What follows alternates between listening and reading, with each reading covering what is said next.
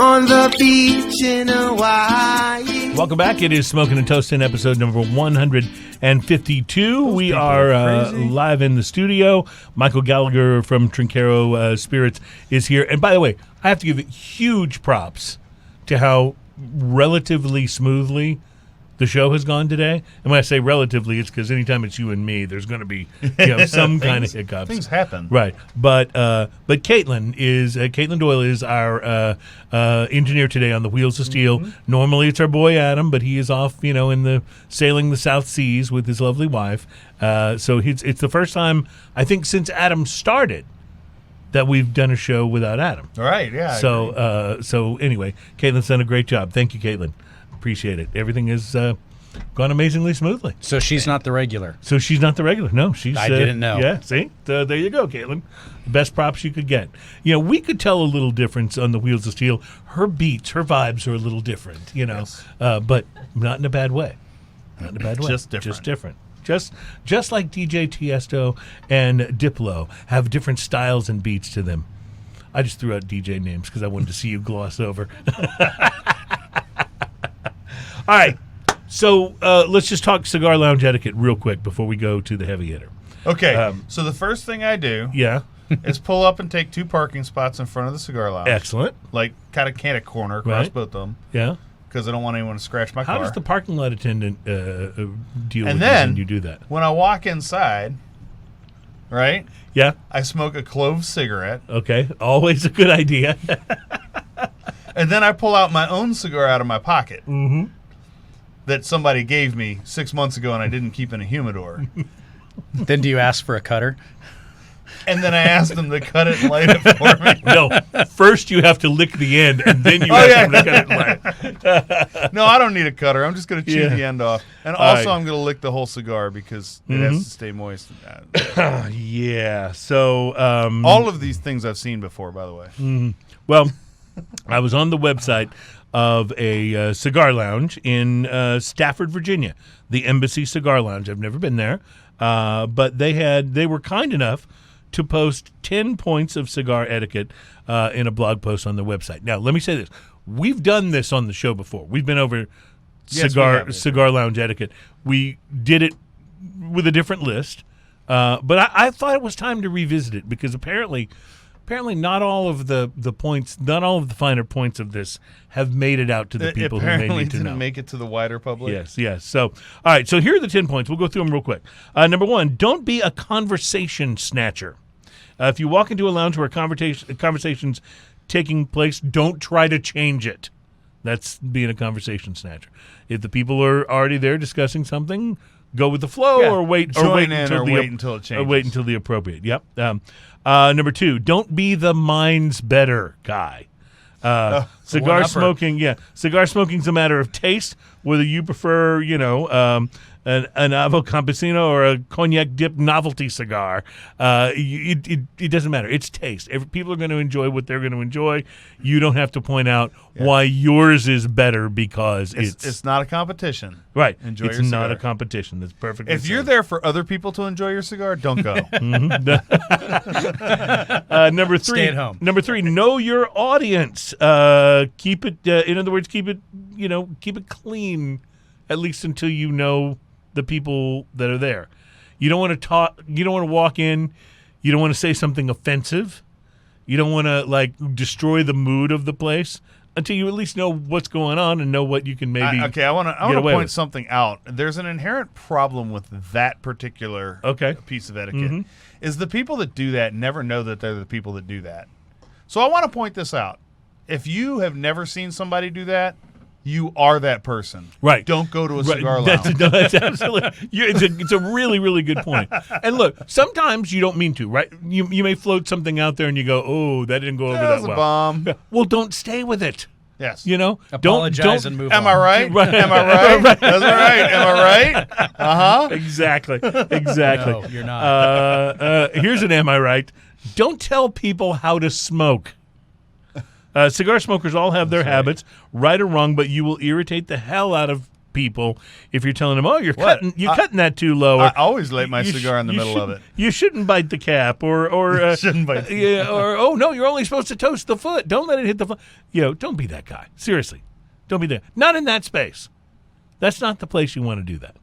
No, I'm just saying. No, that's when you know somebody. Mm-hmm. And we've talked about this. Buy from the shop where you're smoking. Yes. It's just common courtesy. Come on, people. The only exception I can give to this is if you are a person who rents a box and you've brought stuff up from your box from home and put it in your box, your humidor at the cigar lounge. Yeah, then maybe you could be forgiven for going to your box. But still, if there's maybe a 1 or 2 special cigar, but I wouldn't bring 3 boxes that I no, bought online. right. No, you don't want to go get the stuff you bought at Thompson Cigar and stock right. your humidor with it. I agree. Hey, the cigar lounge that I belonged to back in my hometown, the owner, his whole thing was, you can bring in your own cigar, but buy some wine, buy a beer, support the shop. Well, it's different if you bring in a cigar that wasn't bought there, but you're like, hey man, this was a cigar that somebody gave me for my birthday. It's a Padron, 45th anniversary. Right. What about a Swisher Sweet? That's different. Yeah. Okay. Swisher Sweets. Let's talk about Swisher Sweets. Yeah. Basically think of it this way. If you're bringing in cigars that you bought elsewhere and smoking them in the cigar lounge, it's like taking money from the 100%. cigar store's pocket.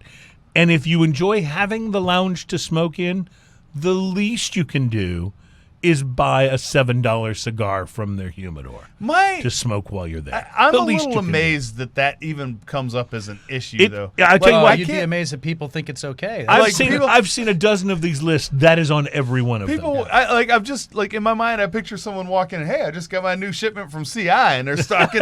They're like, what? In what world is that? You're in there smoking a JR alternative, That's right. Well, it goes back to what? It's the alternative to the Dunhill. Point number 2. Know your audience. Know your audience. That's right. That's right. The next one is let the staff members do their jobs. I thought this was good. I haven't seen this on another list before. Cigar shops, they are social centers. That does include the staff. You can't help but get to know your cigar guy or girl at your, local place. But seriously, they're there to help customers and sell cigars and lighters and accessories. So, the first priority for them is the job. So don't over-occupy their time. Well, I want to point out not only that, but don't act like you work there. Oh, that's a good one. I've seen that happen. That's not on here, but that's a good one. Tries in the middle of the employee helping somebody, a customer comes in and starts telling them a bunch of stuff, which in some cases has nothing to do with the shop or about cigars that they don't have at the shop or things like. I've seen this happen in tons of stores. Yeah, which is really awkward. And in fact, I'm sorry, that gets right to the next one, which is. Don't become the shop's unofficial consultant. Yes, there you go. Complainers are bad enough, but it's even worse when the advice is offered from a perspective of unfounded expertise. Nobody wants to hear this shop will be so much better if that gets old after a while. So if you want to go to a shop that doesn't have a television, find one. Whatever. This thinking extends to the inventory. Policies on outside food and drink, all of that. If that one doesn't work for you, find another one. Yeah. There's a lot of them out there. Have fun is one of the basic rules. It takes a lot of work to if it takes a lot of work to behave, even just the basics, you might want to consider whether to even leave the house in the morning.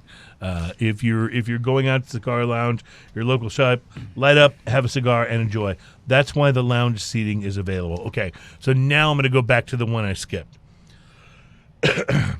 Talk on the phone somewhere else.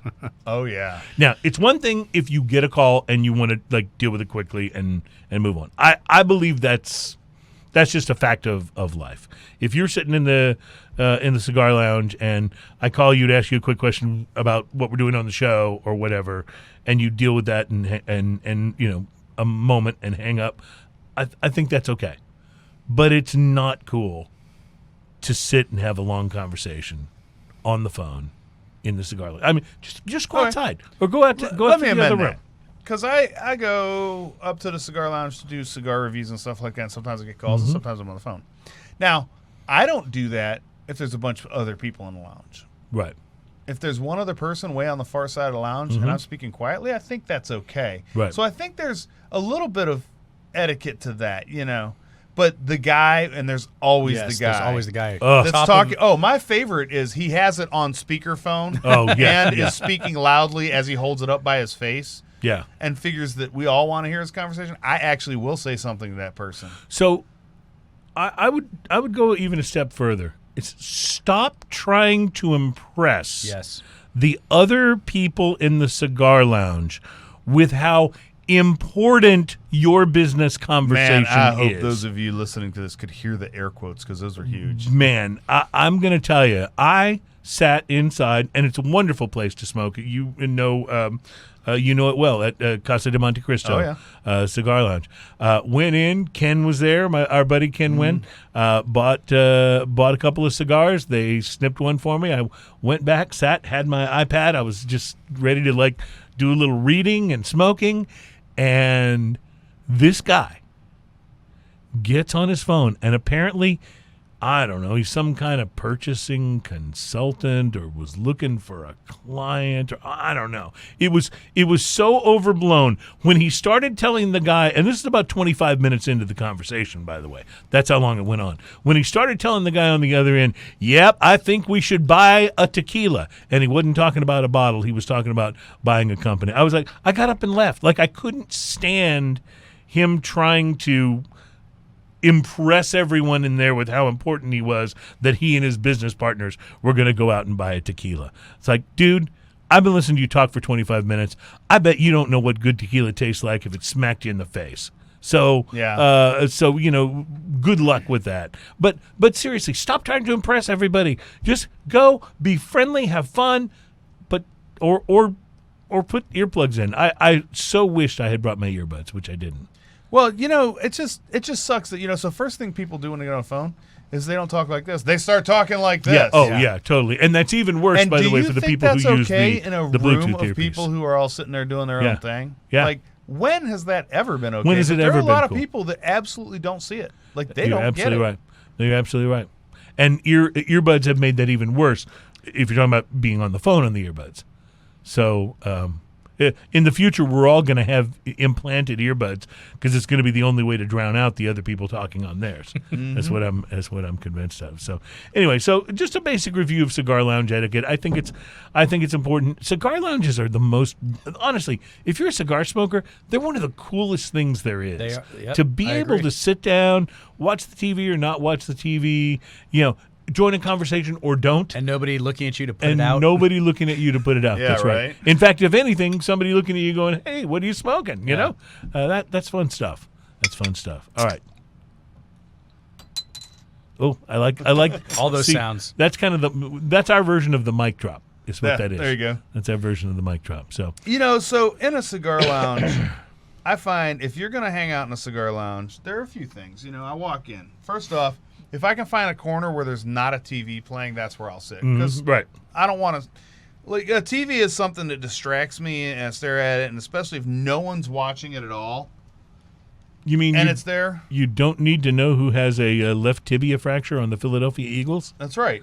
I mean, if there's How could you not need to know that? If there's literally no one watching it, I just turn it off and no one complains. But I'll always ask, hey, is anybody listening or watching this? Most of the time, well, whatever. Or there's multiple TVs anyway, so. Oh, so I'm just going to say as we begin to take in the nose on this raspberry heavy hitter, that I'm glad we took a little time to let the palate clear because this smells like it's going to be wonderful. It smells like a big old raspberry pie. I don't even care about cigar etiquette anymore. Really? So I can just come over to your house and just you haven't Smell this. smell my finger. You haven't tasted this yet, but this is brutal. smell the glove. This is absolutely. All right, so explain what you Brutal. mean by brutal. This is so over the top and ridiculous, and I absolutely love it. Okay. What's funny is I don't think you're going to taste raspberry. I think you're only going to smell raspberry. I'm getting a little bit. It's that. It's raspberry seed though. It's the more bitter side of the raspberry and raspberry seed. Or do you know like when you have like a raspberry infused piece of chocolate? That's what it reminds me of, as opposed to just a raspberry. And there's chocolate and there's coffee in there and there's and it's huge mouthfeel. Like this is like, I'm just trying to imagine handing a sip of this to someone who drinks Bud Light all the time. Who's like a craft beer newbie. Like this would be so wrong for them. Though you might get them. Like this is so different. That it's so different, and it's all these flavors. Because I mean, everybody that drinks Bud Light likes chocolate. That's an obvious thing. This is chocolate. It's espresso. It's raspberry. It's it's a little bit of dried fruit, bitter but it's espresso finish on it with raspberry. It's a little bit of dried fruit, but it's not that heavy sort of date raisin. No, thing it that doesn't can have much come of that up in at some all. of these. It's definitely fruit, but not date which I raisin like. fruit. Yeah, and the retro hail on this is pure raspberry jam. I mean, it is like raspberry preserve, just right there. What can you tell us from the bottle, Ian? I didn't really have a chance to look over that bottle the way I might have. Raspberry heavy hitter, Belgian style Imperial Stout with raspberry. Do they make the heavy hitter that's not with raspberry, or is that? I think they do. As a matter of I fact, believe I looked that's at the correct, website yes. earlier because I sent them a thing letting them know, hey, we're going to try your beer. And all these people, I send out an email every week saying, hey, we're going to review your beer at this time. Please share it out. Everyone has such a wonderful response to that. That's awesome. It's so nice. That's really cool. And they but I was on their website and they make the heavy hitter, which is the stout without the raspberry, and so this is with the raspberry added. There's not a whole lot of information going on. Forefathers Brewing. It's a pretty simple label. It would be very interesting to taste this without the raspberry. So obviously, if you're in the if you're in their area, they're from Valparaiso, Indiana. If you're in their area, you're going to probably have had a chance to taste the regular Independent Brewers Association tag. I love knowing that little fun fact. Yes, that is a really cool fun fact. Right there. But I can't imagine separating this from the raspberry. The raspberry to me is such an integral part of the flavor of this I can beer. see. I'm going to project that the way this beer would taste without the raspberry is like heavy coffee. Yes, and it's bitter chocolate, and all of the things in this are delicious. The raspberry puts this little tangy sort of sweetness in it. It's funny because you smell the raspberry, but it's not at the beginning of the palate at all. The raspberry happens like in the middle to the end of the palate, yes. And then as the retro hail, when you just exhale gently out of your nose, I mean, it's all raspberry jam. That's just crazy. I got to tell you, Ian, this is one of the best stouts I think I've ever had. This is wonderful. This is absolutely outstanding and it delightful. really is. What's You the talk ABV? about. You It talk doesn't about. say, actually. It doesn't have ABV on here. You talk about complex. This may be one of the most complex beers. There's so much going on. I'm feeling like this is not ridiculous ABV, though. I'm feeling like this is probably in the 7 or 8%. Right. It doesn't feel real boozy, but I could be wrong on that, too. You put that Imperial moniker on there. Right. It's the sneaker. Yes, it is. Right, well, it there's is. that. Watch me get a text back that it's like It's like 16. yeah, it's like 16% or something like that. Yeah, it doesn't say. No, it doesn't say on there at all. Huh. I would imagine if it were 16, it would say. This is You know what I'm so saying? good. It's really delicious. Like, oh my gosh. And I can't believe we waited. Not that we waited. I can't believe that we had the palate to appreciate it with the left turns that we've taken from a flavor standpoint. Yeah, we have definitely been on all this over show. the place. Though there's More so. there's a constant flavor theme throughout all of these. Okay, There's yeah. a lot of baking spice, a lot of Yeah, agreed. dessert, a lot of all those things. I think if you were like so far off. We talked a few weeks ago about, there's been so many articles coming out about how people are drinking less. There's more people like not drinking at all. And it's things like we've been able to taste today that are why I enjoy doing this so much. It's really not about, getting buzzed or getting wasted.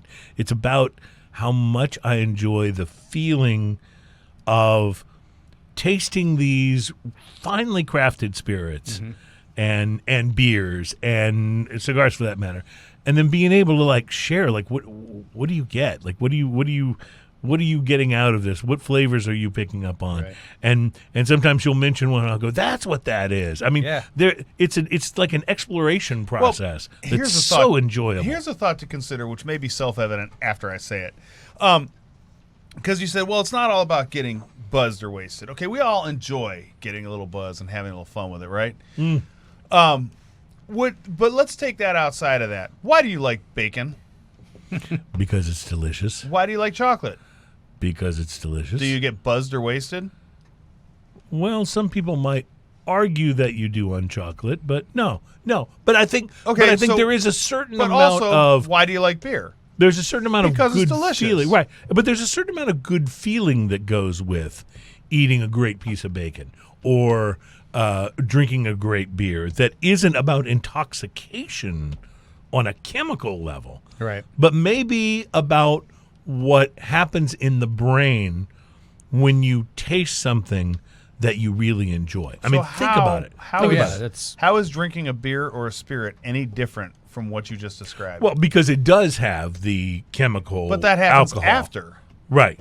I'm Right. It doesn't talking happen about when you the drink. immediate, when you taste it. absolutely. You're 100% You don't right. sit down and eat a steak dinner because it gives you a buzz. You eat a steak dinner because it tastes good. You don't sit down and drink a beer like this because it gives you a Because buzz. you're You looking drink to it get a because buzz. It tastes Right. good. Right. This I is agree. not a 12-pack of Miller Lite 100%. that you sit down and try to, have at the game with a bunch of buddies and get to the hold my beer and watch this stage. Right. This Can you is get buzzed off Bud Light? I don't know if there's any alcohol. that's why I said a 12-pack. The 12-pack. Yeah. Those 18 packs that they have come in handy for that. That's why this is not a beer that you sit down and go, "Hey, buddy, we're going to drink a bunch of this Imperial Stout all night."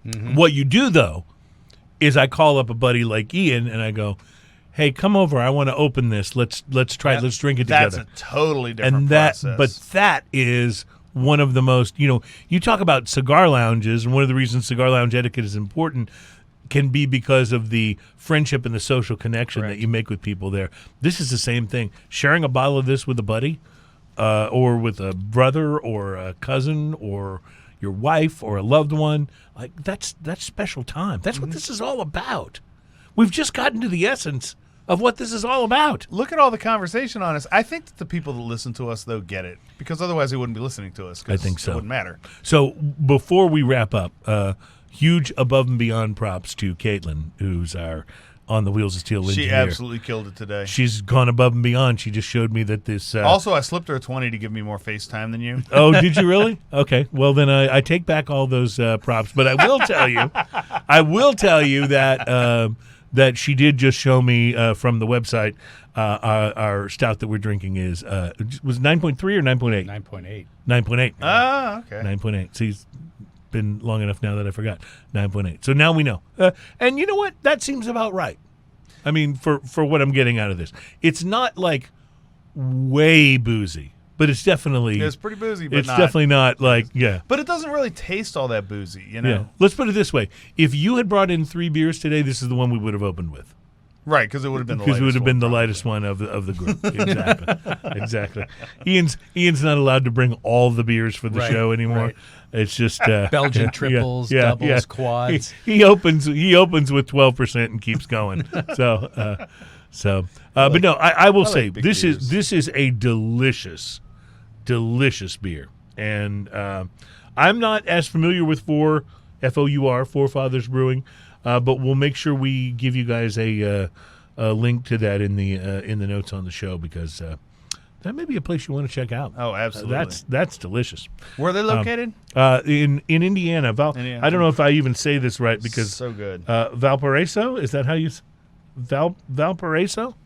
I'm going to go ahead and go with you on that one. Okay, it's in Indiana, so you can forgive me if I don't know. I know where Indianapolis is, and that's about it. Fort Wayne, Indianapolis, Fort Wayne. That's Right, it. right. My Indiana knowledge stops there. My ex-wife lives in Indiana. I'm legally forbidden from finding out any more about the state than I currently know. So, listen, what a great show this has been. I been a lot of want to fun. tell you how the vermouth is a whole other conversation, but how impressed I was with the Amador, the bourbon. Just really delicious, fascinated about going back to that and tasting that again. And then the vermouth. This was a whole new world, I think, for Ian and myself. I was glad I could be a part of that. Yeah, it was, and you must get to do that a lot. I'm guessing. do. It's because phenomenal. It's so it's a much cool fun. thing. So much fun. So obviously you've got a number of different spirits in your portfolio as well as tons of great wine. Is this the part you enjoy the most? 100%. Yeah. Anytime I get to sit and educate and talk about our products is, this is what, like we talked about. This is what it's about. It's about the connection. It's about cracking open a bottle, having a discussion, creating new friendships, and really you get to a lot of. I mean, I've said this a number of times in my life. I've opened up horrible bottles with the greatest company, and I have the greatest memories. I've likewise opened the greatest bottle with the worst company. Oh. And never want to look at that bottle again. Yeah. Oh, and it's why things like these cigar lounge etiquette things are important. Exactly. Because it does have a lot to do with the enjoyment level Yep. of all of these things. And something like, this was a relatively expensive bottle. You want to, if you're going to spend that kind of money on a bottle, you want to enjoy that experience of the person or persons that you wind up sharing it with. Yeah. What is, first of all, thrilled that we were able to meet you at the Houston Whiskey Social. Did you have the vermouth there, or did you just have the whiskey? we actually did have the vermouth. Okay. See, because I didn't try it, which is like, Right. see, that's my loss now, because had I tried it, I'd have stood there having this experience that much earlier. I think the fun part about it was when I talked with Christopher, who, of course, puts that on. That's Chris Hardy, speaking of. Nobody cares about. Who nobody cares about. Yes. I said, hey, we just are launching our vermouths. Do you mind if I bring those? And he goes, absolutely, bring them. And it was great because at some point, I'd want to say probably 2 hours in, other whiskey tables were telling people to go there's try some your really vermouth? good vermouth over at that. That's so cool. So yeah, it was a lot of fun. That's to, awesome. At that whiskey social, it's so funny because like everybody's there, everyone's in the same industry, Right.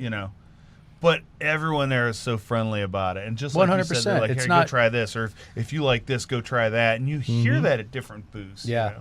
Well, and it was fun too to listen to all the people that were there because it does become, your palate gets weighed down with all this Scotch, bourbon, Sure, rye. absolutely, And yeah. so when you get something like a rum or a tequila or vermouth, you can wake up your palate again. It's Honestly, like, I okay. probably drank more rum at the Whiskey Social than I did whiskey. You hung around by the rum tables. Well, I was finding some rum that I really liked, so I kind of kept going back. It was that kind of fun. Houston Whiskey Social, for those of you who are in our hometown area, is going to be even earlier this year. It's going to be in February, so it's going to be. I said this year, next year, of course, but it's going to be. It's something not to be missed.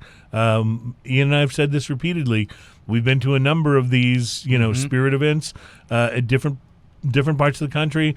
This one is the best one. Here's It an really idea. is.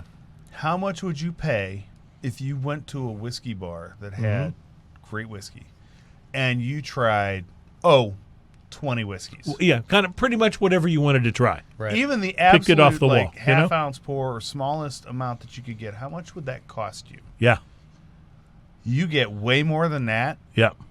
at $150 And it's a big night for Uber. and a swag bag. Yep. Yeah, and a swag bag. Yeah, and it's a big night A for Uber. very nice swag bag, by the way. yeah. So there's our props for Mr. Christopher Hart and Alan Denny. Michael, it has been a pleasure having Been you a lot on the of show. fun. I really appreciate We've it. loved the spirits. It's been a great adventure for us, and we would love to invite you back anytime. I'd be happy to come back. Where's home base for you, by the way? I didn't ask. Austin. Austin. All right, Yeah. very good. Well, you're not far up the road then, so let's do this again. Sounds great. I'm going to pour myself just a little tiny bit more of this because I have to. That's so good. I have to do this as we go out. But thank you again to Caitlin on the Wheels of Steel. Thank you. Cheers, y'all. It's been a fun week. Cheers, everybody. Cheers. Thank you.